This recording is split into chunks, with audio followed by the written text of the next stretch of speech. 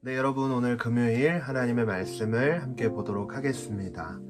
예수께서는 12제자를 곁에 불러놓고 말씀하셨습니다. 보라, 우리는 예루살렘으로 올라간다.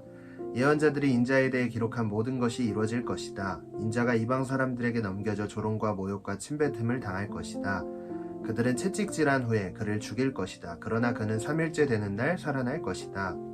그러나 제자들은 이 말씀을 조금도 깨닫지 못했습니다. 이 말씀의 뜻이 그들에게 숨겨져 있기에 제자들은 예수께서 하시는 말씀을 이해하지 못했습니다. 예수께서 여리고에 가까이 이르셨을 때 길거리에 보지 못하는 한 사람이 앉아 구걸하고 있었습니다. 그는 많은 사람들이 지나가는 소리를 듣고 무슨 일인지 물었습니다. 사람들이 나사렛 예수가 지나가신다 하고 말해 주었습니다. 그러자 그가 크게 외쳤습니다. 다윗의 자손 예수여, 저를 불쌍히 여겨 주십시오. 앞서가던 사람들이 그를 꾸짖으며 조용히 하라고 했습니다. 그러자 그는 더욱더 큰 소리로 다윗의 자손이여, 저를 불쌍히 여겨 주십시오라고 외쳤습니다. 예수께서 가던 길을 멈추고 그 사람을 데려오라 하고 명령하셨습니다. 그가 가까이 다가오자 예수께서 물으셨습니다.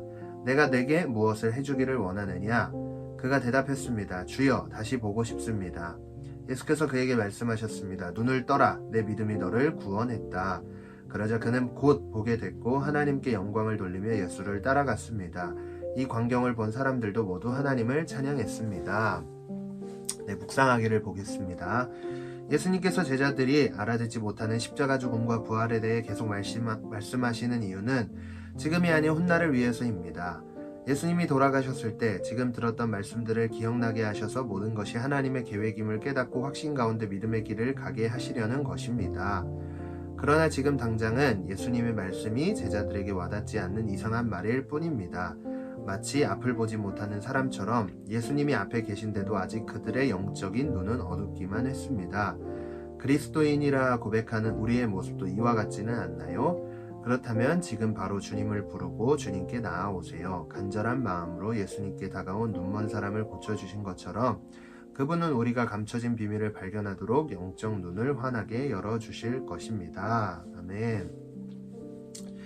네, 여러분, 사람들이요 참 연약합니다. 왜 그러냐면 이 복음서에 보면 예수님께서 엄청난 기적들을 행하십니다. 엄청난 기적과 이적들을 행하셔서 내가 하나님의 아들임을 친히 기적들을 통해 보여줍니다.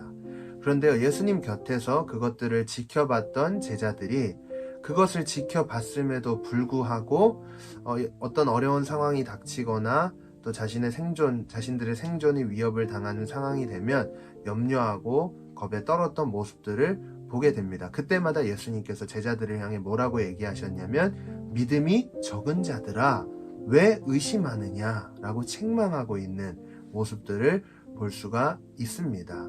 그게 마치 이 현 시대를 살아가는, 지금의 시대를 살아가는 저와 여러분들의 모습이지 않을까 생각을 해봅니다. 그만큼 우리의 이 영적인 시선은요, 기적을 보고 예수님이 내 주인이요, 나의 구원자요, 그리고 나의 모든 삶의 주인이라는 사실을 기억함에도 불구하고 우리의 상황 속에 어떤 어려움과 어떤 실패와 그리고 어떤 고난이 찾아왔을 때 그것을 까마득히 잊어버리고 염려하고 고난 가운데서 마치 주저앉아서 뭘 어떻게 해야 될지 모르는 상황 속에 들어가는 것을 때때로 보게 되지 않습니까? 그만큼 인간은 참으로 연약합니다. 출애굽을 했던 백성들도 모세를 통해 하나님은 수많은 기적들을 보여주셨습니다. 홍해가 갈라지기도 했고요. 마라의 쓴물이 단물로 변하기도 했고요. 구름기둥과 불기둥으로 그들을 인도하셨고요. 낮에는 덥지 않도록 해주셨고 밤에는 춥지 않도록, 그리고 만나와 메추라기를 먹이셨음에도 불구하고 어려움이 찾아왔을 때 어떻게 했습니까? 차라리 저 애굽 땅에서 내가 죽었으면 더 좋았을 걸 왜 여기 따라 나와서 이 고생을 해야 되느냐? 말이 많네요. 오늘따라 은혜가 넘치나 봅니다, 여러분. 근데 여러분, 이게 우리 그리스도인의 현 주소라는 겁니다. 그때 필요한 게 뭐냐면 오늘 본문의 말씀처럼 영적인 이 눈이 열려져야 할 줄 믿습니다.